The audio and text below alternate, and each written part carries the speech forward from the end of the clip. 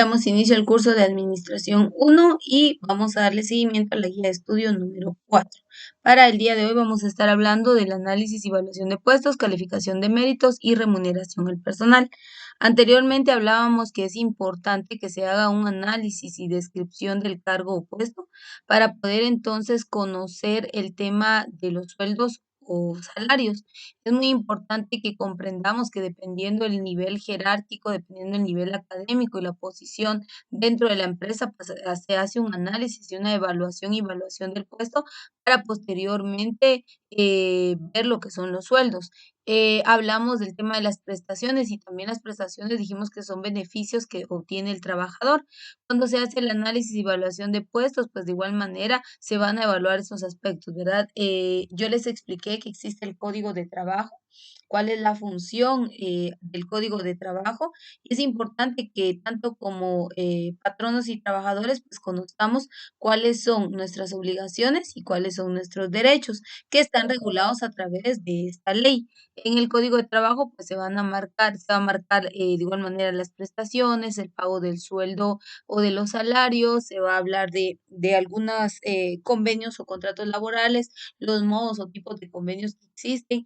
Y algo muy importante, pues yo les decía que si bien es cierto, en la ley se establece una serie de parámetros respecto a las relaciones laborales, también es importante que comprendamos que llegará un determinado momento en donde, dependiendo del tipo de contrato o convenio, nosotros cancelamos por decisión propia lo que son las prestaciones laborales, ¿verdad? Entonces tenemos que tomar en cuenta ese aspecto.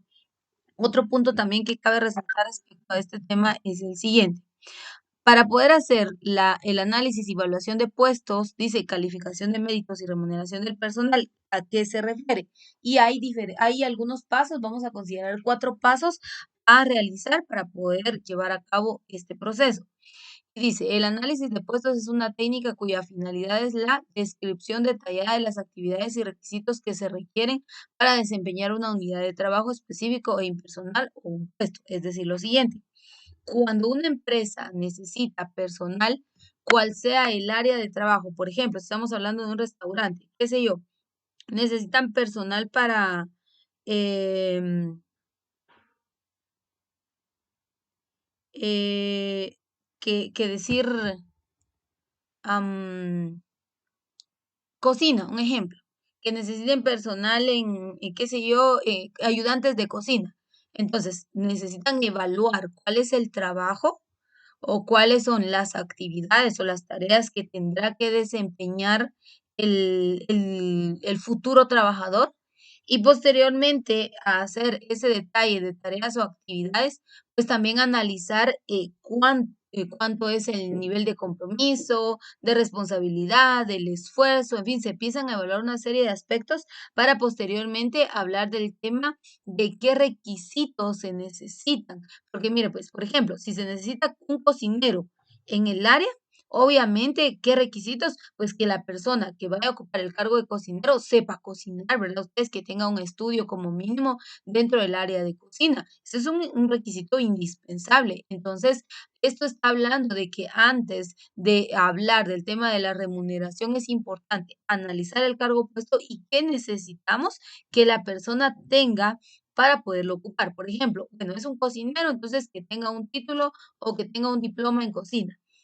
Que sea mayor de edad, porque ya sabemos, analizamos anteriormente que la contratación de menores de edad no está autorizada, es algo ilegal y puede ser penado. Entonces, obviamente cuando hay permisos de por medio y en periodo de vacacionistas, sí se autoriza la contratación de menores de edad.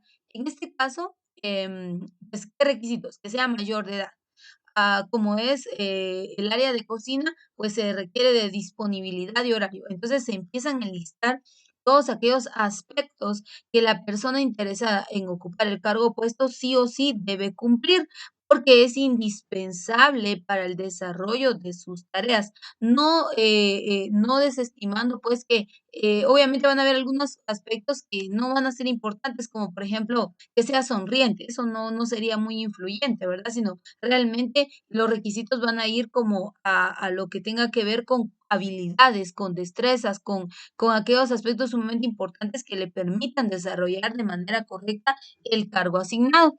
Entonces, ya dice, es la técnica entonces donde se detallan las actividades o las tareas del cargo puesto, pero también qué requisitos se necesitan para que la persona pueda ocupar ese puesto. Entonces, ¿qué elementos se van a utilizar? Número uno, dice identificación del puesto. Incluye todos los datos que sirven para identificar el puesto.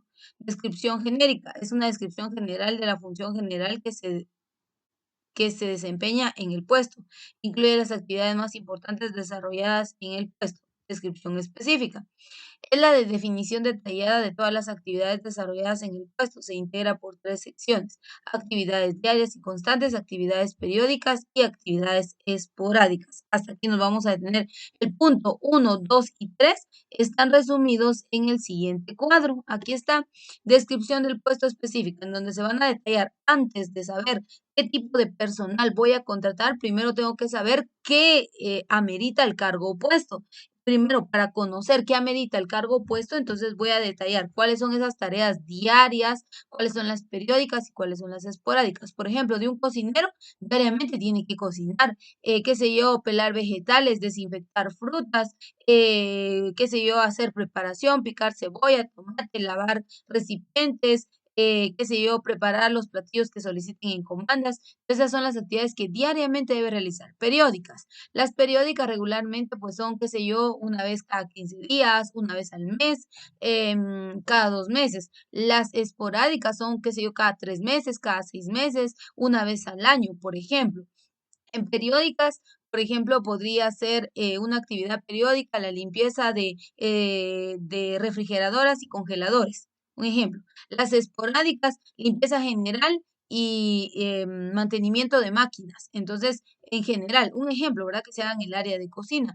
Entonces, tenemos que considerar de que se tiene que saber clasificar las tareas o actividades que diariamente hace el trabajador, que hace periódicamente y que hace esporádicamente. Y entonces cuando se logra detallar o definir de esta manera, lo que se está haciendo es una descripción del puesto, y esto es algo muy importante. Entonces, definir actividades diarias, periódicas y esporádicas es lo que nos está indicando el paso uno, 2 y 3, porque una vez más, vea, dice identificación del puesto. Bueno, entonces vamos a ver qué cargo o puesto hay que ubicar o se va a contratar. Ayudante de cocina. Bueno, ya se definió. 2, descripción general. Es una descripción general de la función general que desempeña el puesto. Incluye las actividades más importantes desarrolladas en el puesto. Entonces se detalla todo lo que se tiene que hacer, pero luego de haber detallado todo lo que se hace en el puesto, se clasifican y al clasificarlas son tres secciones: en las actividades diarias, en las actividades periódicas y en las actividades esporádicas. Al hacer la clasificación en estas tres actividades, o sea, en estas tres secciones, entonces se puede definir, se puede establecer o se puede detallar de mejor manera cuál será el nivel de compromiso y la responsabilidad que se tenga que realizar según el cargo o puesto que se vaya a ocupar. Una vez analizado el cargo o puesto y detallado todo lo que se debe realizar en él, entonces ya se pasa al punto número 4. Y en el punto número 4, entonces aquí sí ya es respecto a quién va a ocupar el cargo o puesto, es decir, la persona o el trabajador. Y aquí dice requisitos del puesto o perfil del puesto. Incluye la descripción de todos los factores indispensables para desempeñar el puesto, tales como escolaridad, reconocimientos, requisitos intelectuales, de personalidad, físicos, competencia, responsabilidad y riesgos. Mire, aquí ya es requisitos del puesto del perfil. Aquí ya es todo lo que se le va a solicitar al interesado, a la persona, cumpla o que reúna para poder ocupar el cargo o puesto el cual se le está ofreciendo, porque si la persona no reúne tales requisitos o no tiene tales habilidades, tales destrezas, difícilmente pues va a poder ocupar el cargo opuesto. Entonces ese es un punto muy importante. Entonces, para poder hacer esto, lo podemos trabajar a través de una ficha de igual manera. Y lo que vamos a hacer es lo siguiente. Voy a minimizar aquí, perdón. Vamos a ver, ahí.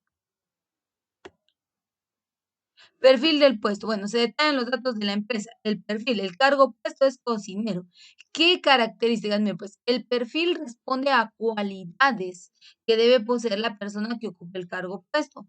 Ustedes saben que en cocina se trabaja bajo mucha presión, constantemente, bueno, en primer lugar, bajo mucha presión, están de pie en todo el horario de trabajo, hay mucha tensión, el clima o el ambiente pues es también tenso, ¿verdad? Porque están trabajando con frituras, vapores, guisos, en fin, hay bullicio. Entonces, la persona en cuanto a las cualidades, podríamos decir, bueno, una persona que tenga estabilidad emocional, que sepa trabajar bajo presión. Entonces, empezamos a que sea amable, que sea atento, que sea respetuoso. Entonces, empezamos a detallar cualidades que consideramos importantes para que la persona pueda ocupar el cargo puesto. Pero esas cualidades, mire, pues, el hecho de que la persona no sea sonriente no le afecta en el trabajo que deba desarrollar. En este caso, como es cocinero, obviamente no le va a afectar.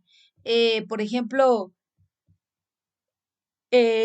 ahora, si nos vamos a los requisitos, por ejemplo, que sepa cocinar, tiene que ser algo indispensable, que sepa sobre diferentes cortes en cocina de vegetales o de carnes, de igual manera tiene que saberlo porque obviamente su área es práctica y el cargo puesto que se le está delegando es de cocinero, por lo tanto tiene que tener habilidades culinarias, qué sé yo, que sepa de términos y temperaturas de cocción, eso es un requisito sumamente importante, porque por ejemplo cuando el mesero lleva la orden o la comanda a la cocina, eh, lo hace a través de códigos, 3/4, término medio, bien cocido, bien asado.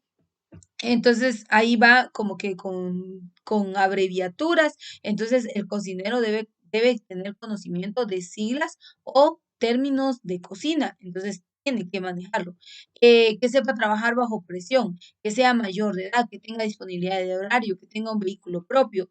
En fin, todos esos aspectos que sí o sí la empresa quiere que el trabajador cumpla. Entonces, la diferencia entre el perfil y el requisito es que el perfil, si bien es cierto, son cualidades, sí influyen, pero a la vez no afectan tanto en el desarrollo de las tareas, a diferencia de los requisitos. Estos son 100% indispensables y que sí van a influir. Si el trabajador no tiene el conocimiento, definitivamente van a influir en el desarrollo de sus funciones. Y por último, ¿qué ofrece? ¿Quién? La empresa. Y ya hablamos de que como parte de los beneficios que obtienen los trabajadores, pues son las prestaciones. Y la empresa se puede centrar en ofrecer prestaciones como vacaciones, aguinaldo, indemnización, bono 14, bonificación, incentivos, el sueldo o los salarios. Entonces, esos son algunos puntos muy importantes para poder hacer lo que es la ficha o la descripción del perfil o el cargo opuesto que se pretenda ocupar. Entonces, a eso se refiere, al analizar primero el cargo opuesto, ya dijimos todas las tareas o actividades que se deben desarrollar. Posteriormente, entonces, se hace un análisis de la persona respecto a sus funciones, respecto a sus tareas, respecto a sus responsabilidades. Muy bien, entonces, ¿qué queremos que posea esta persona como cualidades, como características, como requisitos indispensables para que pueda laborar para nuestra empresa? Entonces, ahí ya se detallan esos puntos claves. Entonces, se puede trabajar a través de esta ficha. De hecho, no existe un modelo. Estos modelos, si usted los busca en fuentes bibliográficas, pues no le van a aparecer, pero al hacer la interpretación preferí explicárselos de esta manera porque, por ejemplo, usted yo creo que todos hemos visto en algún momento algún anuncio, alguna publicidad donde X o Y empresa está contratando personal y regularmente pues aparecen estas tres casillas, el perfil, los requisitos y qué es lo que ofrece la empresa. Por eso decidí pues trabajarlo a través de esta ficha. Entonces, es una forma de interpretación para que vea que esos puntos son indispensables al momento de que se vaya a asignar alguna persona en algún puesto dentro de la organización. Son puntos indispensables para la contratación del personal. Y por último, tenemos lo que es el manual de funciones. Yo le expliqué, voy a minimizar aquí un poquito más porque quedó separado el título del cuadro. Yo le expliqué que hay empresas en donde hablan de la descripción de tareas y habla el proceso administrativo, que es importante que haya una descripción de funciones. Pero, ojo con esto, el hecho de que el proceso nos diga que debe existir un manual de funciones no quiere decir que las empresas nos provean dicho material.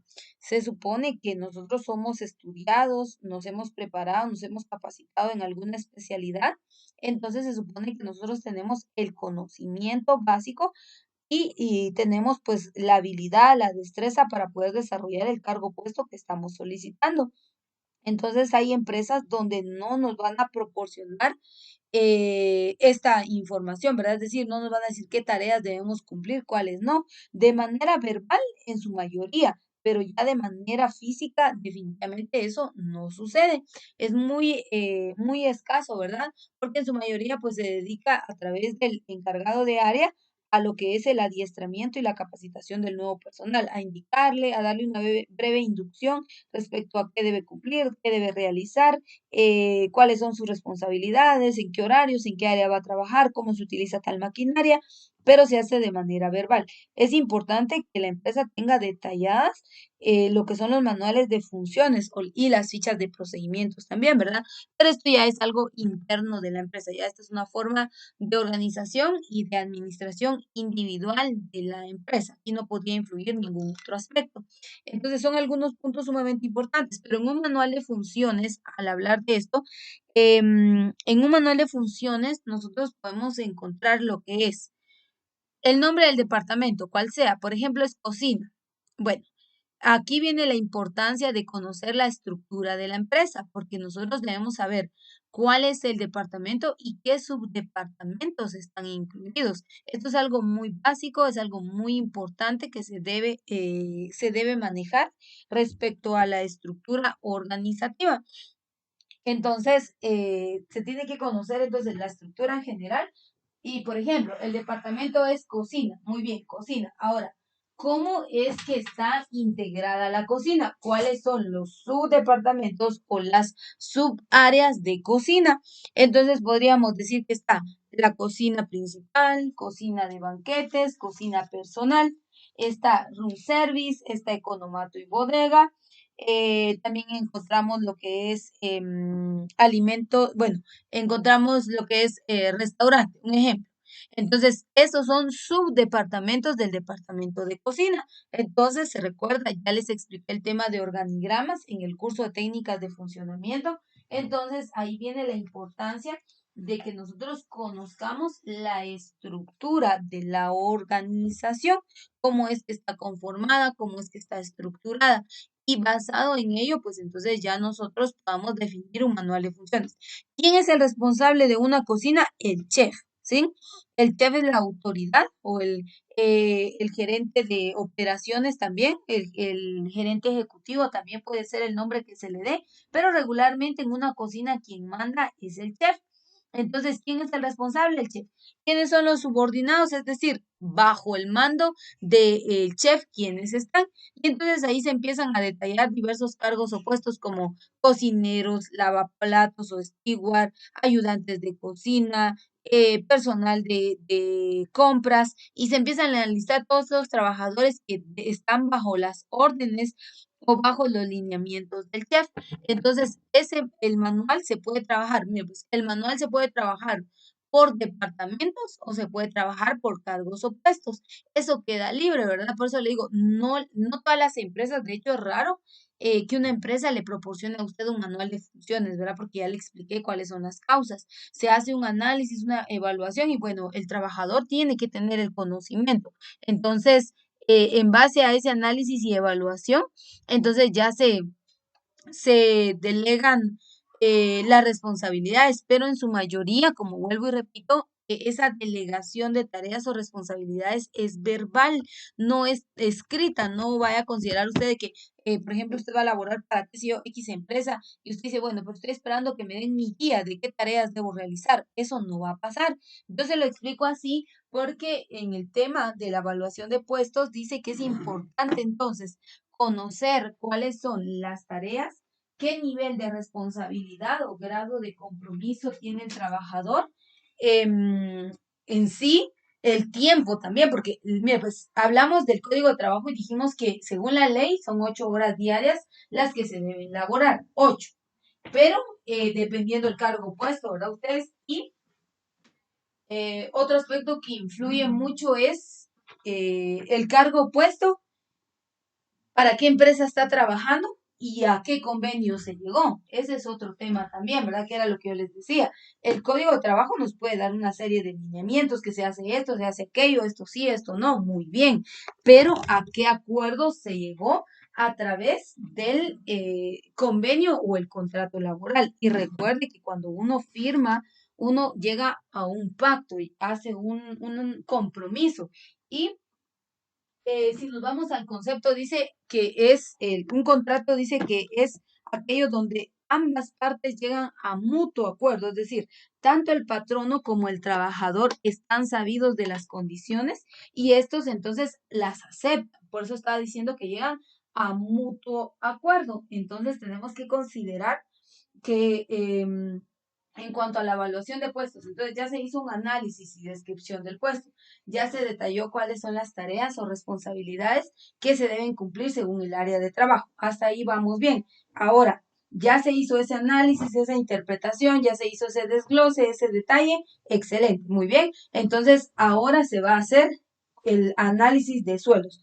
¿Cuánto se le debe pagar a un trabajador que labora de tal a tal horario, que realiza esta y aquellas funciones? Entonces ahí ya se empieza a hacer el análisis y la remuneración al personal. Porque vea, pues si bien es cierto, en la cocina, tanto el chef como los cocineros en algún momento van a tener que estar cocinando, van a tener que estar preparando los platillos, van a tener que estar atendiendo las comandas, pero en sí, ¿quién es el nivel más alto? Ya expliqué que en una cocina obviamente es el chef.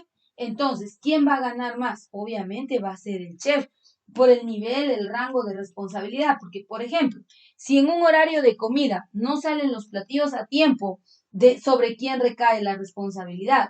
Claro, el cocinero tiene la responsabilidad de la preparación de los platillos, pero en sí, al 100% sobre quien recae tal responsabilidad es sobre el chef, no va a ser sobre el cocinero. La llamada de atención en general va a ser sobre el chef.